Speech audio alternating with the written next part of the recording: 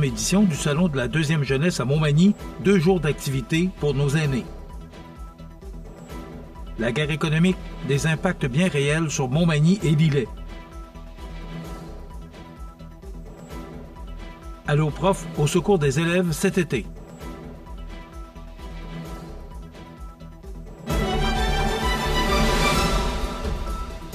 Mardi 15 juillet 2025. Bonjour mesdames et messieurs et bienvenue à votre bulletin régional sur le réseau de télévision CEMA TV.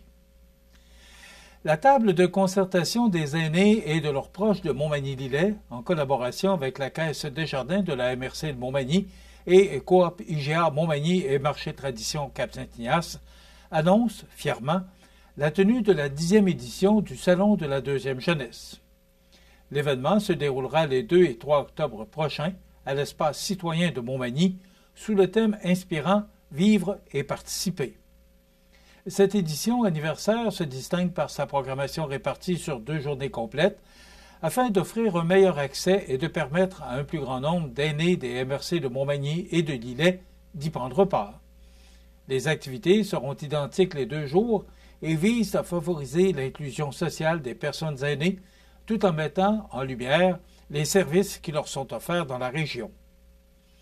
Pour faciliter la participation, un service de transport sera proposé sur demande le jeudi 2 octobre pour les résidents de la MRC de Lillet et le vendredi 3 octobre pour ceux de Montmagny. Cette initiative est rendue possible grâce au soutien financier du partenaire principal de l'événement, la Caisse Desjardins de la MRC de Montmagny. Par ailleurs, les participants pourront profiter d'un dîner de qualité, à prix modique, offert grâce à la générosité du magasin Coop IGA Extra de Montmagny et du marché Tradition de Cap-Saint-Ignace.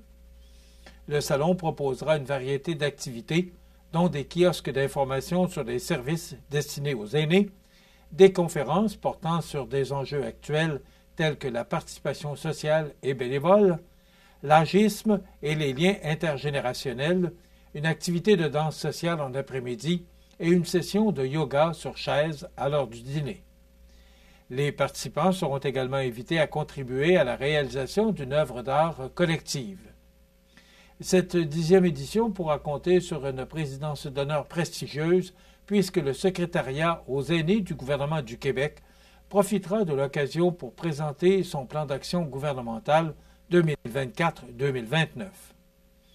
La fierté de vieillir, un document qui oriente les actions gouvernementales pour favoriser le mieux-être des aînés au Québec. L'inscription est déjà ouverte au coût abordable de 5 $ par participant, incluant un dîner en formule boîte à lunch et des collations. Les inscriptions seront acceptées dès le 1er septembre 2025 et il sera possible de bénéficier des services de transport adaptés et collectifs du territoire pour accéder facilement à cette activité rassembleuse. Rappelons que la table de concertation des aînés et de leurs proches de Montmagny-Lillet est un regroupement intersectoriel qui regroupe l'AQDR Montmagny-Lillet, le Centre d'action bénévole des MRC de Montmagny et de Lillet, la coopérative de services à domicile de la MRC de Montmagny, le transport collectif et adapté de la MRC, le CI3S de Chaudière-Appalaches, la Sûreté du Québec, la Société Alzheimer Chaudière-Appalaches et bien d'autres partenaires engagés. La Corporation de développement communautaire ici, Montmagny-Lillet, tire la sonnette d'alarme et invite la population à prendre conscience d'un enjeu souvent négligé, mais aux conséquences bien tangibles, la guerre économique opposant le Canada et les États-Unis. Bien que ces tensions puissent sembler éloignées, elles ont des effets directs et immédiats sur nos communautés. Les MRC de Montmagny et de Lillet, où les secteurs forestiers, agricoles et entrepreneurial sont au cœur de la vitalité économique, sont particulièrement touchés par les répercussions de ces tensions internationales. Le ralentissement des échanges commerciaux et l'adoption de politiques protectionnistes entraînent déjà des conséquences concrètes, dont des pertes d'emplois, la diminution des revenus pour les travailleurs et les entreprises locales, sans oublier une hausse marquée des coûts de production. Ces hausses, inévitablement, se répercutent sur les consommateurs, contribuant à l'augmentation générale du coût de la vie. La situation est préoccupante. Si cette dynamique persiste, elle pourrait élargir davantage les inégalités déjà bien présentes, exacerbant ainsi une crise sociale qui s'installe progressivement dans nos communautés. Plus l'accès aux ressources de base se complique, plus notre filet social se fragilise. On observe une hausse notable des demandes pour de l'aide alimentaire, une pression accrue sur les besoins en logement abordable et une intensification des détresses psychologiques. Pour plusieurs personnes, combler des besoins essentiels devient un défi quotidien, accentuant ainsi un climat d'insécurité généralisée. Devant cette réalité, la CDC, ici Montmagny-Lillet, lance un appel à la mobilisation citoyenne. Elle invite chacune et chacun à prendre conscience de l'ampleur de la crise et à poser des gestes concrets pour y faire face. Parmi les actions simples mais significatives, il faut favoriser l'achat local et privilégier les produits québécois. Ces choix contribuent non seulement à soutenir l'économie régionale, mais aussi à réduire notre dépendance face aux grandes puissances économiques étrangères, tout en renforçant la résilience de nos communautés face aux bouleversements mondiaux. L'organisme rappelle que chaque geste compte. En se serrant les coudes et en soutenant notre économie locale, nous pouvons collectivement bâtir une région plus solide, plus solidaire et plus résiliente. Allô prof au secours des élèves cet été. Tous les détails après la pause. Le restaurant Pizzeria Porto Bellissimo, un incontournable à Saint-Jean-Port-Joli. Pizza débordante de garniture, menus variés et abordables. Délicieux desserts avec des produits de grande qualité des gâteries de l'Ami. Porto Bellissimo et les gâteries de l'Ami, route de l'église à Saint-Jean-Port-Joli. Le Festival rétro de Cap-Saint-Ignace est de retour pour une 15e édition du 8 au 10 août prochain au Parc Optimiste. Plusieurs groupes de musique rétro seront sur place pour vous rappeler les plus beaux souvenirs. Exposition et parade de voitures antiques, méchoui samedi soir, déjeuner brunch dimanche matin, emplacement pour roulotte, le Festival rétro de Cap-Saint-Ignace au profit de l'organisme Marchand de bonheur pour les enfants malades. On vous attend.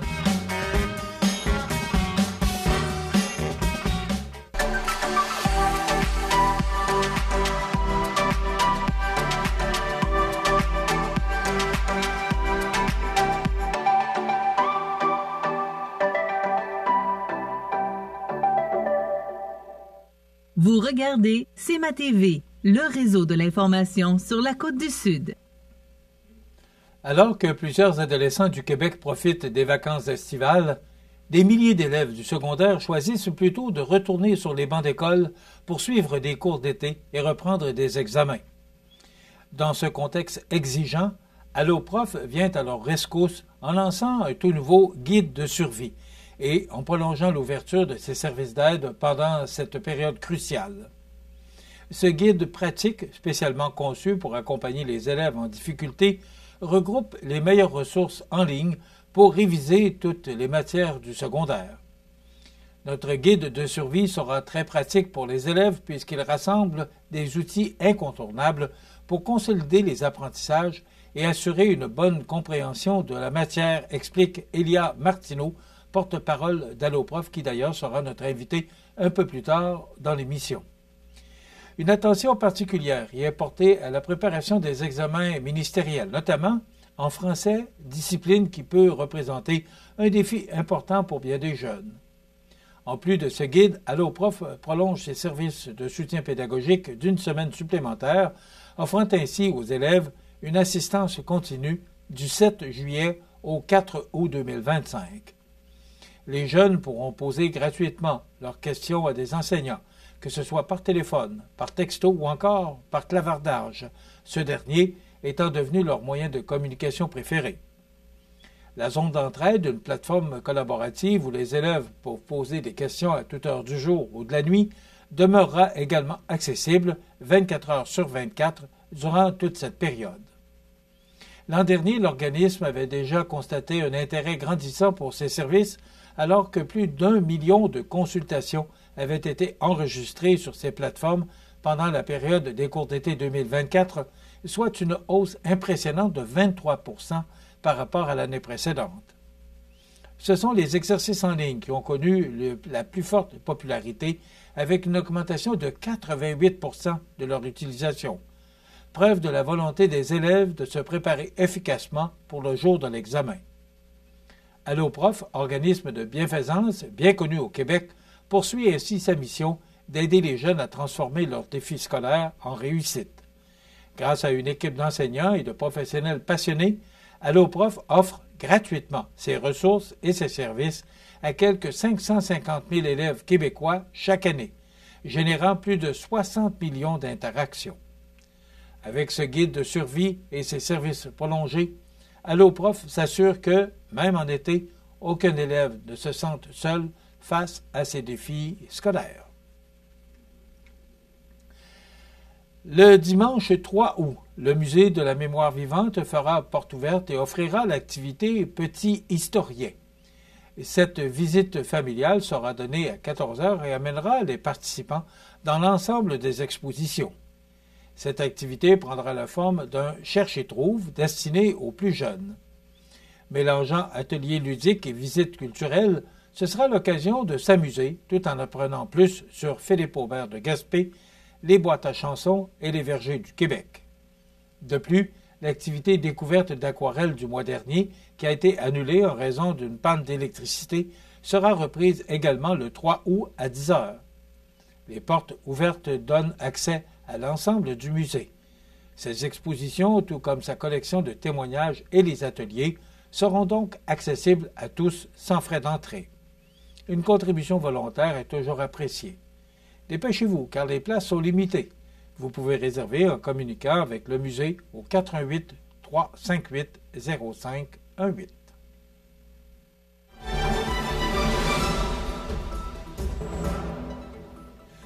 Au sport, samedi, le 5 juillet dernier, dans le cadre du tournoi Deck Hockey organisé par la ville de Saint-Pamphile, un match amical a opposé les employés municipaux à des membres de la Sûreté du Québec.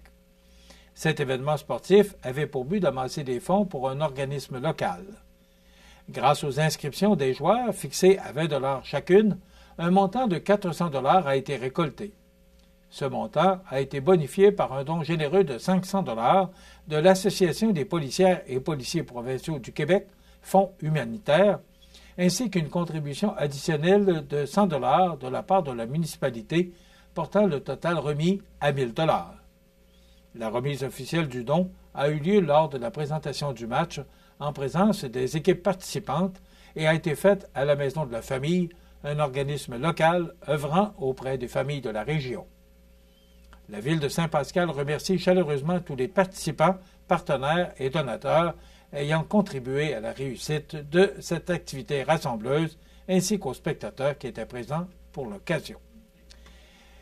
Voilà, c'est ce qui termine notre bulletin d'information. J'ai mentionné Saint-Pascal, je m'excuse, mais c'est bien Saint-Pamphile que cet événement a eu lieu. Et voilà, ça complète notre émission ou notre bulletin de nouvelles de ce mardi 15 juillet. Dans un moment, on vous présente les prévisions de la météo et le menu de cette émission du 15 juillet. Dans un moment, il y aura la chronique financière avec Étienne Chaput, conseiller en gestion du patrimoine chez Desjardins. Et on vous présenterait, je l'ai mentionné, une entrevue avec Ilia Martineau d'Alloprof.